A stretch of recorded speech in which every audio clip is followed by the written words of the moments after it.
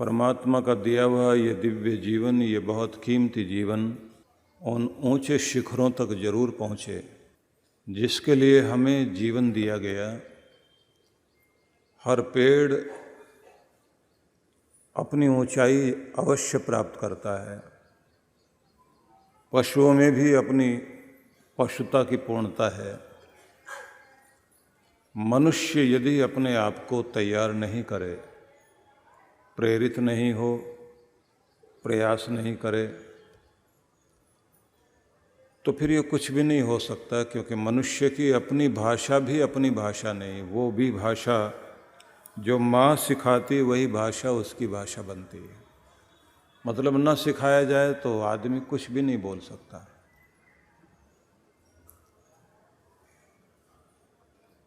तो पूरी जिंदगी सीखना होता है, बनना होता है, विकास करना होता है। बाह्य परिस्थितियाँ जो भी हमारी हैं, केवल बात इतनी है कि पेट भर जाए, तन सुरक्षित रह जाए, परिवार, उसकी भी कुछ हद तक जिम्मेदारियाँ आपकी हैं कि बच्चे बड़े हो जाएं, उनका ट्रैक उनको मिल जाए, उनको उनका पथ दे दें, आप उसमें मदद करें।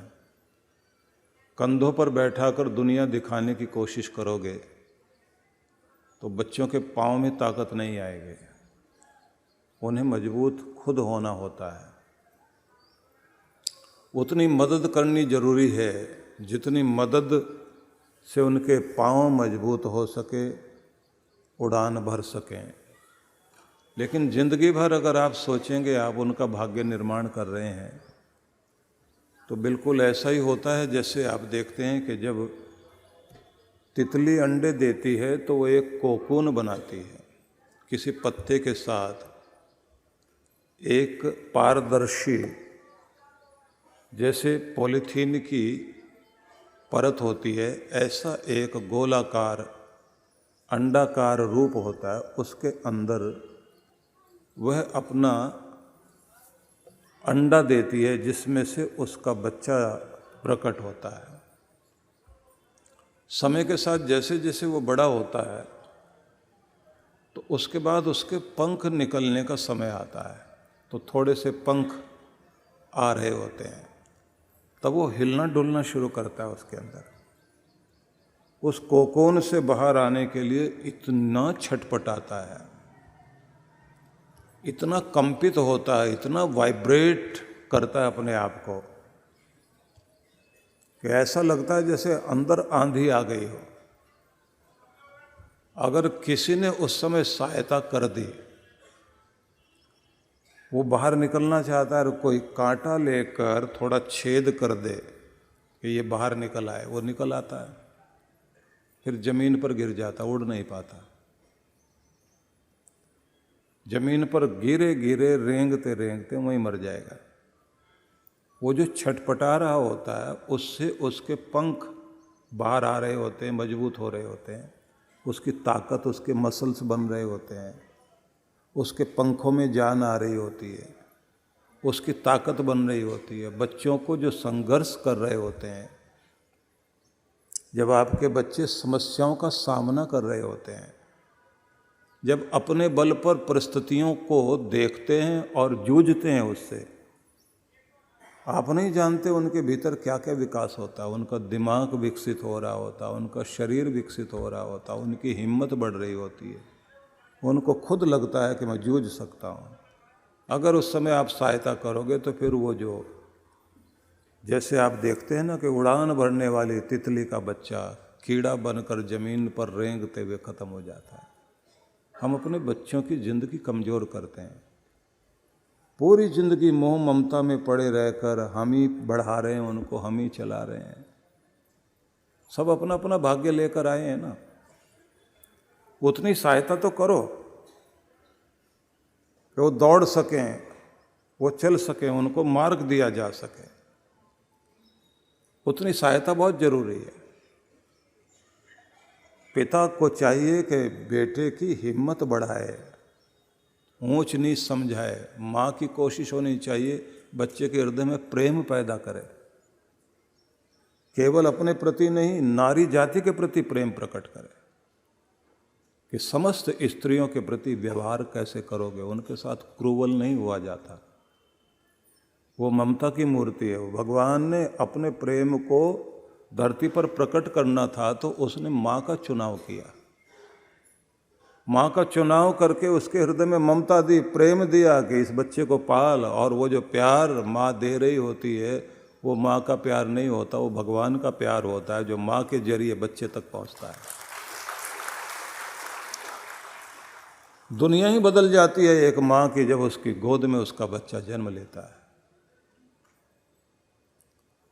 तो हर माँ को अपने बच्चे को शिष्टाचार, मैनर्स, ममता, प्रेम, व्यवहार करने का तरीका, नारी जाति के साथ कैसे बात करोगे, कैसे बोलोगे, कैसे उठोगे, सब स्त्रियों के प्रति तुम्हारा व्यवहार क्या होगा। और संसार की ऊंच नीच, संसार की व्यवस्था, संसार में रहना कैसे, संसार को कैसी दृष्टि से देखना, ये सारा काम पिता का है। और ये बात ध्यान रख लीजिए, टीन एज शुरू होने से पहले पहले पिता को अपनी जिम्मेदारी निभा देनी है। पुराने ऋषि लोग तो कहते थे 8 साल तक की जिम्मेदारी लो।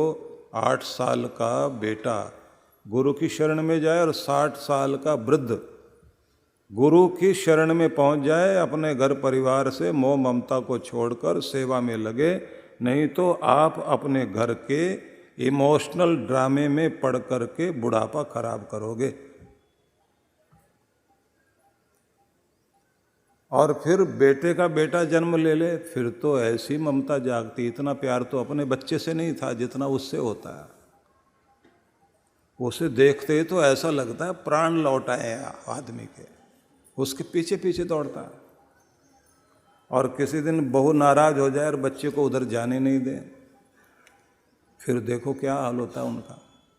ये हमें देखने नहीं देते, मिलने नहीं देते। भाई जिनका है वो अपने आप मिलेंगे, तुम्हारा क्या लेना देना, तुम अपनी पारी खेल चुके हो, अब उनको अपना काम करने दो।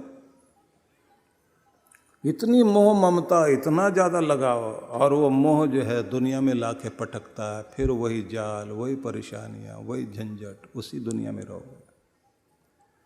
तो जहाँ से गुरु की भूमिका शुरू होती है वहाँ से गुरु के समर्पित हो जाओ, और जहाँ पिता की भूमिका वहाँ पिता के प्रति समर्पित, और पिता अपने बच्चों के प्रति समर्पित। इसलिए लिखा है प्रथमे वैसी नाधीतम, पहली उम्र में पढ़े नहीं कोई। द्वितीय नार्जितम धनम, गृहस्थ जीवन जीते हुए धन और साधन इकट्ठा नहीं करे। तृतीय तपस न तपतम, तीसरी उम्र में जाकर के तपस्या का बल नहीं आए। चतुर्थे किम करिष्यसि, जीवन के अंतिम भाग में क्या करोगे, रोना ही रोना होगा, अगला जन्म भी खराब। तो इस उम्र में तो तपस्या करो। बनाकर फकीरों का भेष हम गालिब, तमाशा है अहले कर्म देखते हैं। उस समय तो आपको उस परमात्मा की लीला देखनी है। भेष फकीर का, साधु का है या नहीं है, मन तो साधु वाला कर लीजिए, फिर देखो तमाशा दुनिया का। अपने बच्चे क्या करते हैं, बाहर वाले क्या करते हैं, आपके बाद क्या होगा वो अपनी आंखों से अभी देख लो। हम कहते हैं हम हैं तो दुनिया चल रही है, जिस दिन हम चले गए तो दुनिया में अंधेरा हो जाएगा। सूरज हम ही उगा रहे हैं और आज हम ही चला रहे हैं, पृथ्वी हमारे कारण चल रही है। उसके बाद तो सब अंधेरा होने वाला है। हमारे से पहले भी दुनिया चल रही है, हमारे बाद भी चलने वाली है। आप कुछ भी नहीं हो। वो गाड़ी के नीचे कोई जीव चल रहा होता है ना, तो वो सोचता है मैं ही चला रहा गाड़ी को। उस जीव का नाम क्या होता है वो आपको पता ही है। अब उस उपमा को, क्योंकि हीनोपमा है, पूर्ण उपमा नहीं है ना, इसलिए मैंने जीव का नाम भी नहीं लिया।